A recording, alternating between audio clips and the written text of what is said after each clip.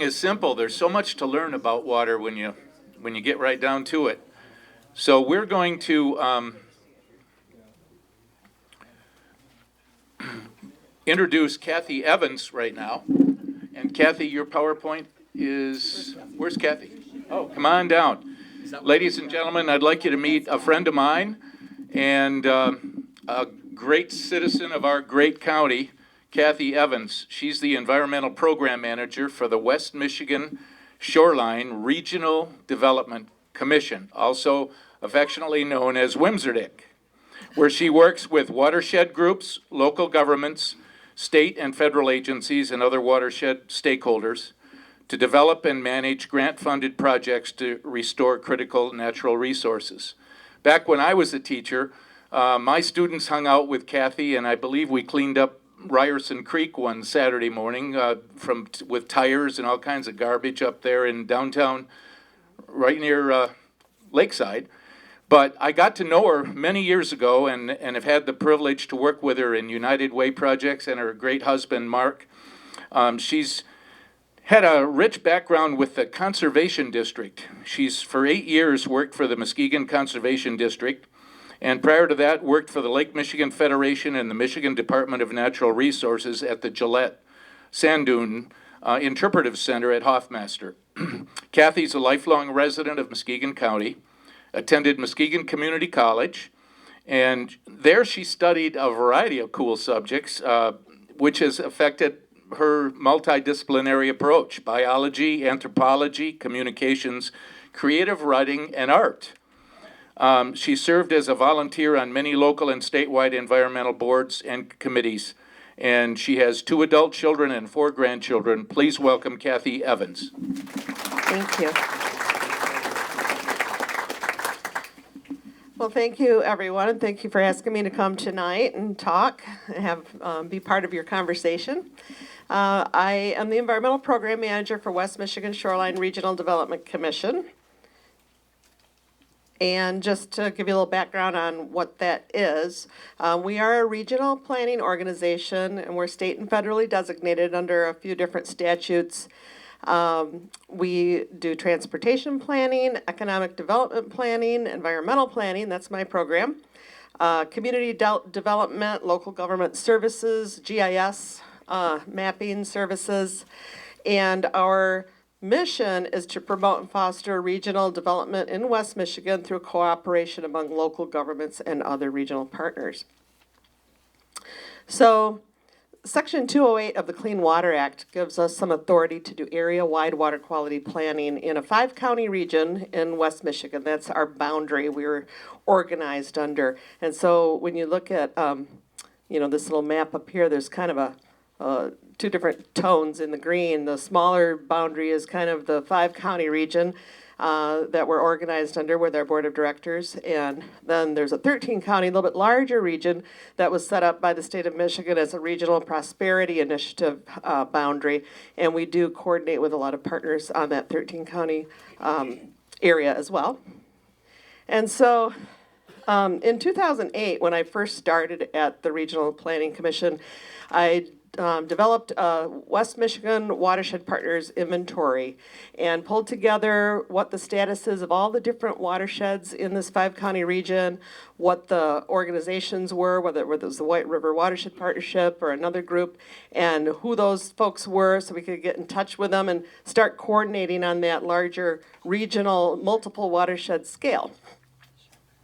More recently, we have started partnering in that 13-county area with the Macatawa Area Coordinating Council and Grand Valley Metro Council to develop some sustainable funding for watershed work, to implement watershed plans to improve our water quality. A lot of these plans are already developed, but there's just never enough money to implement them when we're always looking for competitive grants, right? So we started a kind of a process a couple of years ago to get, to evaluate how could we get more money, right? That was be unrestricted and help us leverage these grants. So working with Grand Valley Metro Council and the Macatawa Area Coordinating Council, we got some money through the Regional Prosperity Initiative. We hired public sector consultants, did a lot of evaluation and studies and surveys, and we came up with a method that seemed to be the best, most palatable method. So I want to talk a little bit about that to kind of see your reaction. And we looked at millages and all kinds of different ways you could raise money, and ended up being that using your property tax bills, having like a checkoff donation to water quality came out to be the most preferred method. So if you get your tax bill and it has a little box on it, says, check the box if you want to give to your region's water quality. That's kind of the idea behind it. Now, this is going to require state legislation, so we're not there yet, but that's kind of what we're working on in this 13-county region. And so really, this whole program would have to be a statewide program, right? So it won't work for just West Michigan. We have to come up with legislation that will work for the whole state of Michigan. And I know there's an Upper Peninsula up there, too. So, we do work to meet the goals of many different plans, the Great Lakes Restoration Initiative, the Clean Water Act. I mean, that's kind of the overarching thing, the Great Lakes Water Quality Agreement, all these local different groups that have their own needs. And so we listen to a lot of people. That's a lot of what I do. I work with a lot of scientists and different community stakeholders to do planning, pull together project ideas, go for grants, and kind of implement things so we get work done kind of on the ground. So again, this is kind of our piece of the Lake Michigan watershed. If you want to break it down that way, this green colored area is all of the watershed of Lake Michigan. And I think you all know what a watershed is.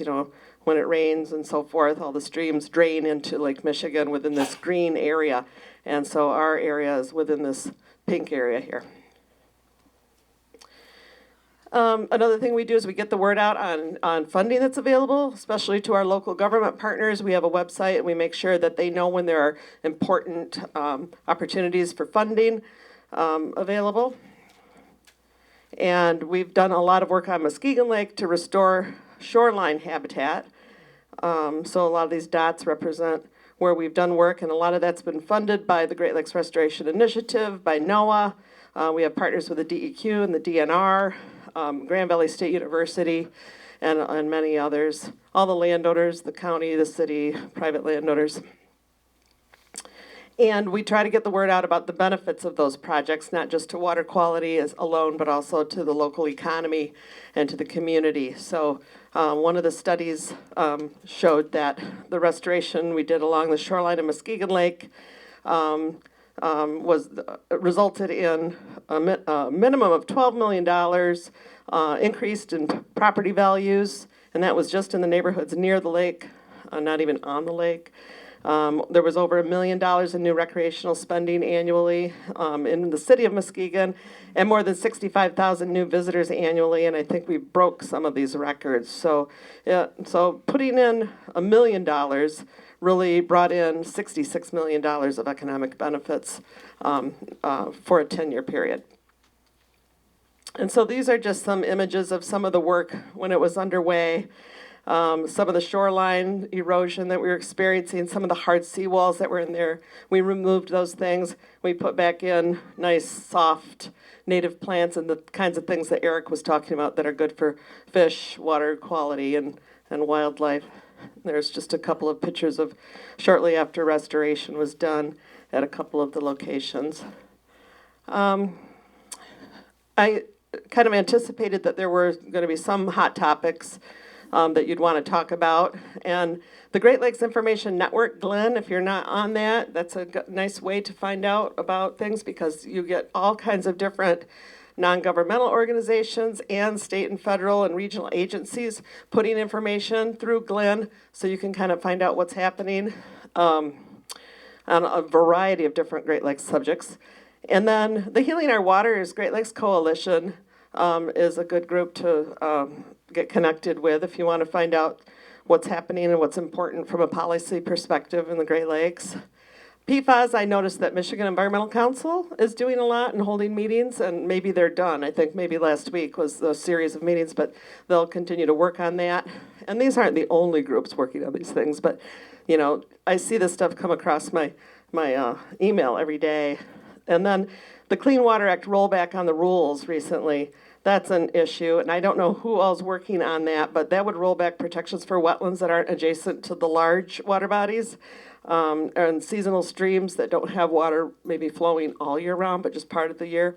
Ephemeral streams that are important for frogs and things like that, that maybe fish can't get into, but other wildlife need those places where fish can't come and prey on them, and then groundwater. So I noticed that the Waterkeeper Alliance is doing some work on that. And then manure management in the Great Lakes. I know that's an issue because, we have the algal blooms and the HABs. And so one of the sources, of course, is the agricultural manure that gets spread on the fields. And the IJC, Great Lakes Water Quality Board, has been taking input from folks on that subject. Oh, and one more thing before thank you. March 7th at Muskegon Community College, we're holding a natural shoreline landscape workshop. I asked Eric if he could talk, but he's busy that day. But we do have, one of our speakers is Julia Kirkwood, who is with the Michigan Natural Shorelines Partnership that Eric mentioned earlier. And we have Melanie Mannion, who's with Ottawa County Parks, who can really speak to how we as local governments can do more to restore and maintain shorelines. We have educators with the Muskegon Area Intermediate School District, Erica Johnson with the Great Lakes Stewardship Initiative, and then Brian Micah with GEI Consultants, who is a restoration ecologist as well. And we are going to have a nice little morning in the Overbrook Theater and hear these presenters, and then we'll adjourn to Collegiate Hall where we'll have a lot of networking and some lunch. And it's a $10 fee to cover the lunch. I'm going to leave these flyers here, so those of you who are interested. It's March 7th at Muskegon Community College. If you want to just email me, one easy way to remember my email, just do Kathy. You can do Kathy at muskegonlake.org. Otherwise, it's a little more difficult because it's kevans at wmsrdc.org for West Michigan Shoreline Regional Development Commission. Thank you. All right. Let's give Kathy a hand and bring our presenters back up front. And May is invited to join her parents up here. If you have questions,